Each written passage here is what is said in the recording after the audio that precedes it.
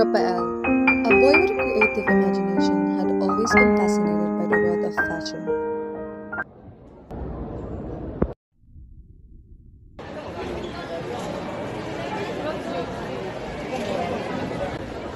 Ma, tignan mo yun mga ganda ng gown. Sabihin mo, magagawa ka mo ng ganyan paglaki ko. Oo naman anak, kaya pagbutihin mong pag-aaral mo at makakamit mo rin yan balang araw. Okay na, when I grow up, gagawan kita ng pinakamalaking bahay sa buong mundo. At pag naging mayaman ako, gagawan kita ng napakabonggang bahay. Promise ko. Oh, promise yan na. Years have passed and Raphael is now in high school pursuing his dreams. Raphael is sitting in their living room, studying and sketching designs for his clothing line when his mother walks in. Rafael, akala ko ba nag-aaral ka? Bakit puro paggagawin na naman yung ginagawa mo? Itigil mo yan at simula ka na mag-aaral. Gusto ko talagang maging successful sa business. At saka, kayong pagsabay ng pag-aaral at pagnegosyo.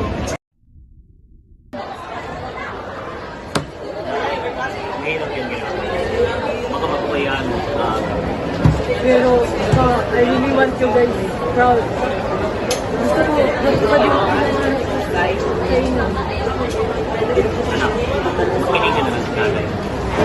Gusto lang namin ang mga pag-ulis.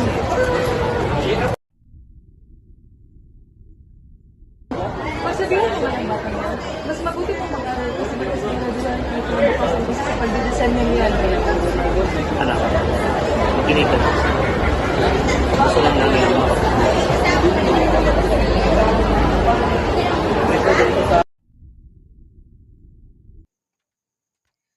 Raphael is sitting in class while Marco and Liza are mocking him.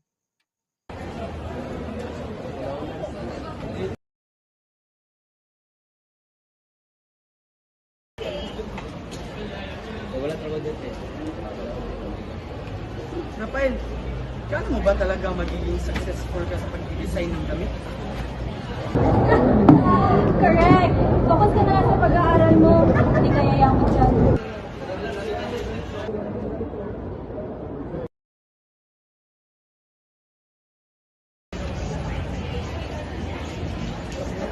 Huwag mo silang pansinin, Rafael.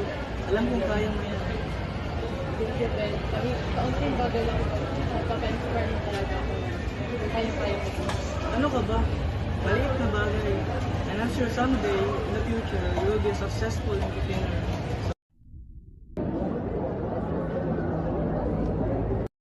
Salamat, Ben. Kahit kaunting bagay lang ito. Napaka-inspire mo talaga ako na kaya-kaya ko. Ano ka ba? Maliit na bagay. Magtiwala ka sa sarili mo. And I'm sure, in the future someday, you will be a successful entrepreneur. Salamat, Ben. Kahit kaunting bagay lang ito. Napaka-inspire mo talaga ako na kaya-kaya ko ito. Oo nga. Dapat si Ben. Besides, you have me. And I will support you. And You, Miguel, I'm really thankful that both of you are my friends. ano ka ba? Anything for you. What's the purpose of being a good friend? Kung hindi kita tutulungan.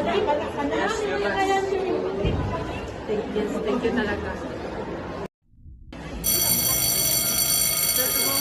Good luck, guys! Bye. See ya! Time have passed, and Raphael's hard work paid off. His small business projects have begun to flourish, allowing him to save a significant amount of money. Raphael started to sell their first batch of clothes with Miguel as his partner. They started up by selling clothes in a small stall and managed to rent with their savings.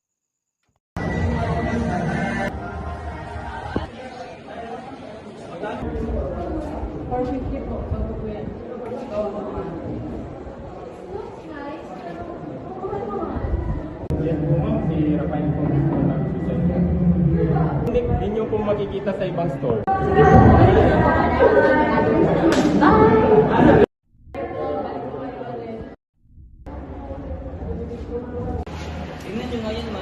Swerte na naman yung batang yan. Kaya talaga yayaman magbita ng kapalit talaga. Naku, hindi tatagal yung negosyo ni Rafael. Tama ka yan, sayang yung oras nila.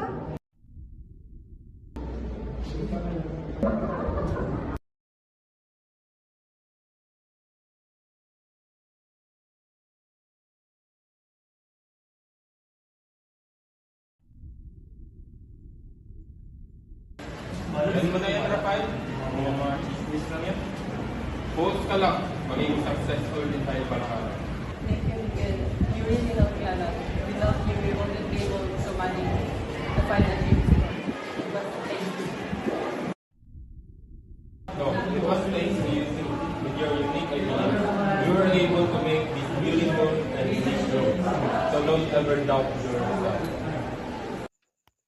Mr. Cruz is giving a lecture while Rafael is paying close attention. Ang pagiging entrepreneur ay nangangailangan ng self-motivation, rest tolerance, flexibility, passion, at management skill. Kailangan din natin ng malinaw na vision para magtagumpay.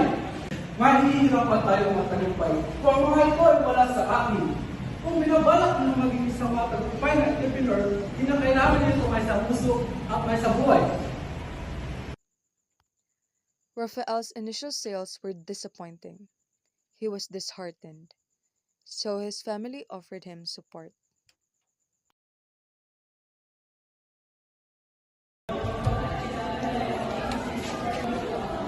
Sabi ko na nga ba, anak, masyadong mahirap yan. Oh, baka dapat ka na lang tumigil muna dyan.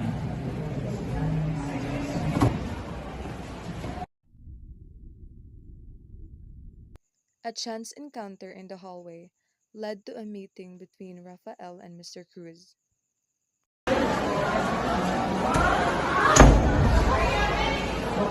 Rafael, napalitaan ko. Simula ka naman negosyo.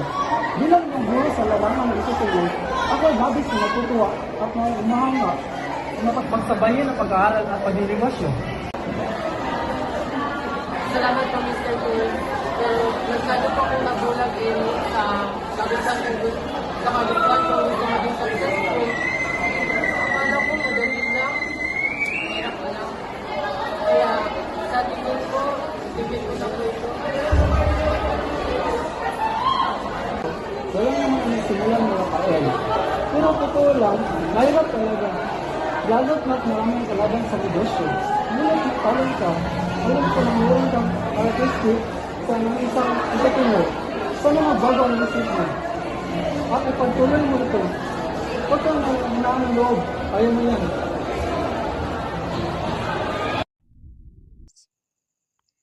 Outside, Rafael and Miguel enjoyed a cool breeze.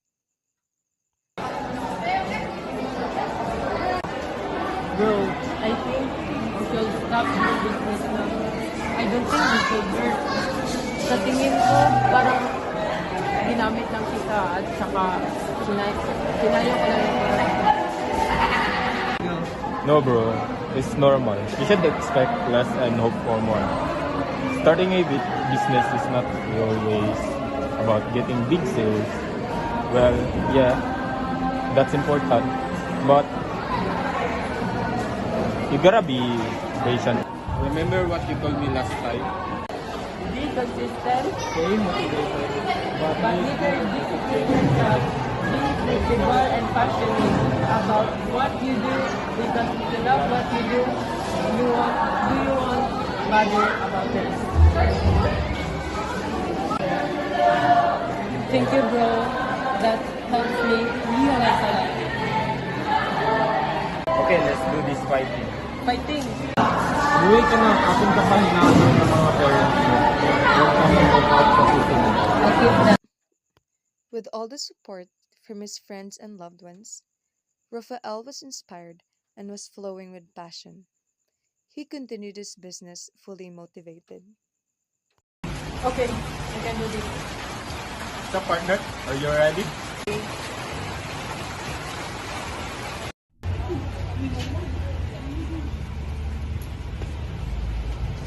Ikaw.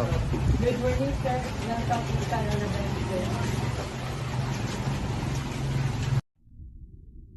our store, we innovate and design unique fashion clothes with an affordable price. Oh, it's really nice. I think compare siya sa mga famous store like Gucci, Louis Vuitton. It's really nice. Napakaganda at affordable pa. I think we should sell it at high price. Thank you po sir, it's an honor to praise the famous influencer like you, but I believe po that selling quality clothes is an affordable price and it's a good choice. Yes, sir. We would like to help those people who are into fashion to buy clothes at an affordable price. Wow, it's a great business with great designers and tailors. But you might have a lost cost for this. Baka naman malulugi kayo niyan. Then alright, I would like to buy all these clothes in this section. Really sir? Yes, of course, you deserve it. Thank you, sir. Come again. Rafael, nakita ko ang mga sikat na influencer sa Facebook. Ang ganda ng disenyo ng mga damit mo.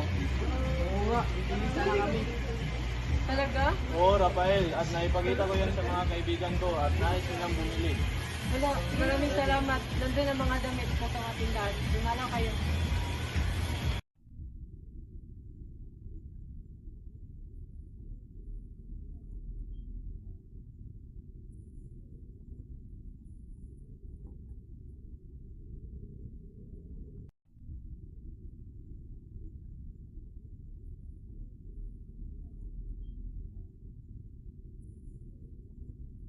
Rafael, alam pakiramdam maging isang 17 years old successful entrepreneur.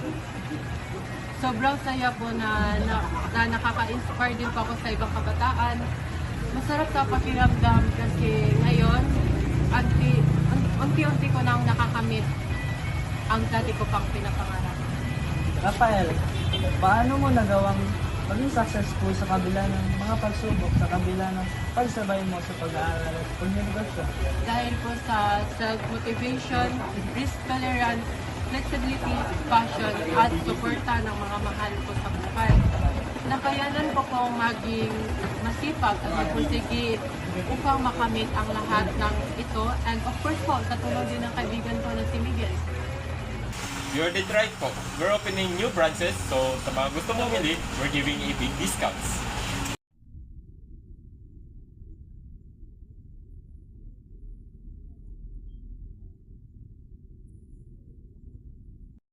Ganda na sa pagkakan mo. Okay. 1, 2, 3.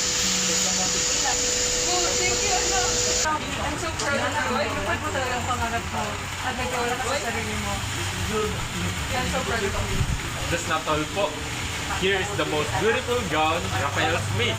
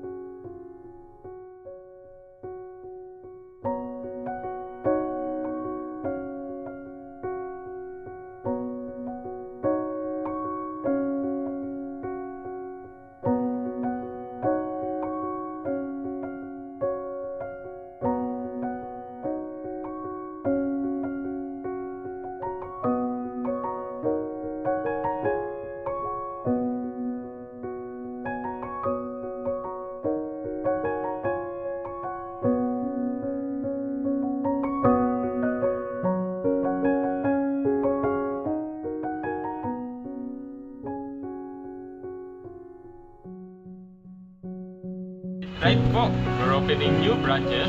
So sa mga gustong bumili, we're giving big discount. Go! Oh, thank you, anak.